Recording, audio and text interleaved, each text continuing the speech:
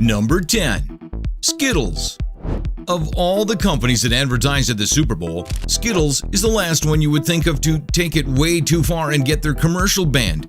Skittles commercials often feature characters in many strange scenarios with the ever-present motto, "Taste the rainbow." But in this case, that is the last thing you want to do.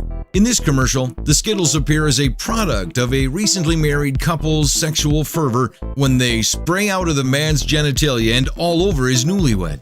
The advertisement was banned from the Super Bowl because Skittles are generally marketed towards children. It was deemed inappropriate for them to watch, and nobody wants their children to get the wrong idea of sex from a Skittles commercial. Number 9. Sorry, Coke and Pepsi. You would think most companies know what they are allowed to display on television and what they are not allowed to display, what they can say and what they can't say. So it befuddles the mind when you see commercials filled with profanity, women in various stages of undress, tons of sexual innuendos, and think that the people that made the commercial actually thought that what they had created was acceptable. This SodaStream commercial is no exception. SodaStream is displayed as a healthier option to regular soft drinks that use carbonated water and a selection of powdered flavors. The commercial features a more or less fully clothed Scarlett Johansson and is nothing out of the ordinary. She tells you how it works, how it uses less sugar and less bottles. But then she says, "If I could only make this message go viral," and proceeds to toss off her robe, revealing a sharp dress. Music starts playing, she drinks the soda and says, ruining the commercial's chances, "Sorry, Coke and Pepsi." Obviously, neither soft drink brand would be pleased with this. They had obviously never gotten the rights to say this, and it was never aired. Why they included such a dumb statement, nobody knows, but without it, there was no good reason why the commercial couldn't have been included. Number 8. Durex. What's the worst that could happen? This commercial is quite dark for a proposed Super Bowl commercial. It features several periods of a man's life when he is 72 to when he is conceived. The boy, born from his parents' lack of protection, would rob a bank at the age of 72, break into a house in his 40s, run children off the street into oncoming traffic when he was 18, and would burn a cat in a stove at the age of 4. But his very first deed would be to cause his mother's death on the very day of his birth. The very end of the commercial portrays a couple in sexual acts when the woman asks the man if he has protection, and he shakes his head and says, "What's the worst that could happen?" This commercial obviously portrays a highly unlikely worst-case scenario, is slightly disturbing, and asks a question no condom brand ever should. One can't help but ask how far companies will go to convince you that using their product is the right thing to do. Number 7. Bud Light Clothing Drive. Sometimes companies put real effort into creating top-notch and amusing commercials instead of just stripping down a bunch of women and putting them in front of a camera. Not to say people were not stripped down and put in front of a camera in this commercial. However, this time they did have a good reason. Because if you walked into this office and donated any article of clothing on you, you got one free Bud Light for each piece of clothing donated.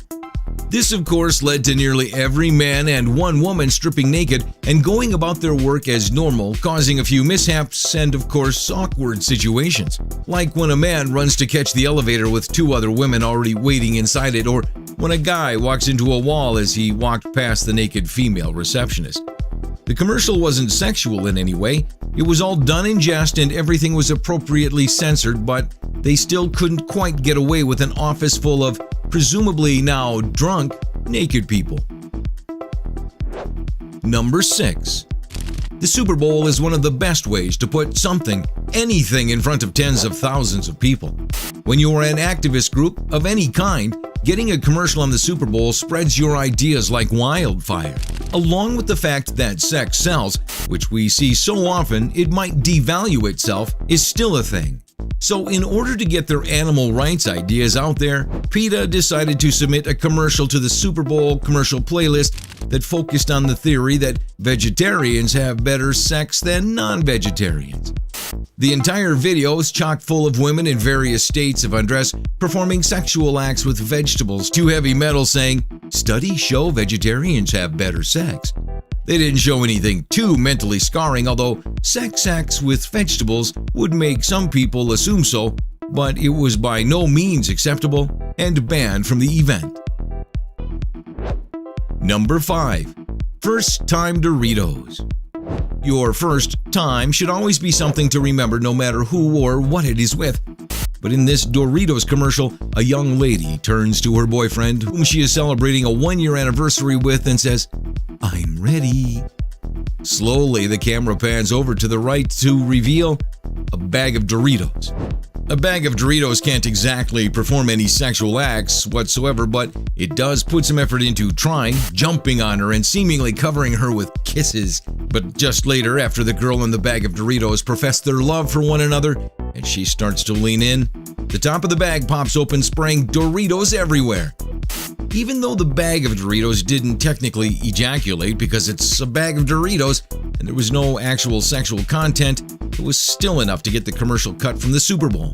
However, it must be admitted that theirs is still a better love story than Twilight. Number 4. The Carl's Jr. Big Sausage Breakfast. When you think of banned Super Bowl commercials, you probably think of a company going way too far with exploiting feminine sexuality. Some do it more creatively than others and actually use it to prove some kind of point. After all, it is the Super Bowl, and some people go on the internet just to watch some of the more amusing ones. But when Carl's Jr. decided that they would advertise their new Big Sausage Breakfast at the Super Bowl, they didn't think of anything clever. They simply took a hot, barely dressed cowgirl and had her reach down in the most sexual way possible and take out a very suspiciously shaped sausage sandwich. She never got around to eating the sausage, as the actor was far too busy licking it, sucking it, and wiping cheese drips off of her chest, despite one of the restaurant's mottos being, "Eat like you mean it." This commercial was probably banned because of its sexual content, but is even a poor commercial due to the utter lack of creativity that you expect to see from a Super Bowl commercial. Number 3. Jesus hates Obama. There are a lot of people still bothered by Barack Obama's election to president for both ethnic reasons and political ones. But saying that Jesus himself hates Obama is a little bit of a stretch. However, that's what a company called Jesus Hates Obama did when they created a merchandise commercial and submitted it to the Super Bowl. It's a short video with Jesus and Obama bobblehead sitting on a desk. Obama looks relatively pleased and is bobbing his head up and down, but Jesus doesn't seem quite so happy. Using his power, somehow the Jesus bobblehead causes the Obama bobblehead to fall off the desk and into a fishbowl. Now Jesus seems happy and is wearing Jesus Hates Obama merchandise. I'm not sure if this is quite enough to convince me or anyone else that Jesus really hates Obama, or enough to convince me that he's even a poor leader. You could easily find it more amusing than wrong, but it was still taken down for being an offensive advertisement. Number 2. Rolling Rock. Another excellent commercial that was not allowed in the Super Bowl commercial reel was a Rolling Rock brand beer commercial. This one did not exploit female sexuality, but targeted something else dear to a man's heart: their genitals. In the commercial, there's pandemonium at the baseball game when the baseball becomes a crotch-seeking ball of destruction, flying all over the place, hitting the team mascot, the popcorn salesman, and even inside to hit the casters. "Nobody is safe," the announcer shouts in panic, but he is wrong. For there are 2 men drinking from bottles of Rolling Rock in the stands, but they are safe because they are wearing sports cups. Until the very end, this commercial was acceptable and one of the more entertaining commercials to be refused. But when the video ends and as the commercial sums up the information, there's a bottle of Rolling Rock spraying out foam with a pair of baseballs next to it on either side and the phrase, "Remember your cop." You can probably imagine what this is attempting to portray. Had they cut this last bit out or changed it, there's a good chance this commercial would have been accepted. Number 1. Bud Light Swear Jar. This is the second Bud Light commercial on this list with a similar cast and setting to the previous one, but sadly for them, it was also not accepted. However, this one's a little bit better. If your office or workplace had one of those swear jars that you put a quarter in whenever you cursed, Wouldn't you be interested where all of that change was going? What if you were told it was going towards a case of Bud Light? Well, that is what one office worker was told during Bud Light's banned Super Bowl commercial.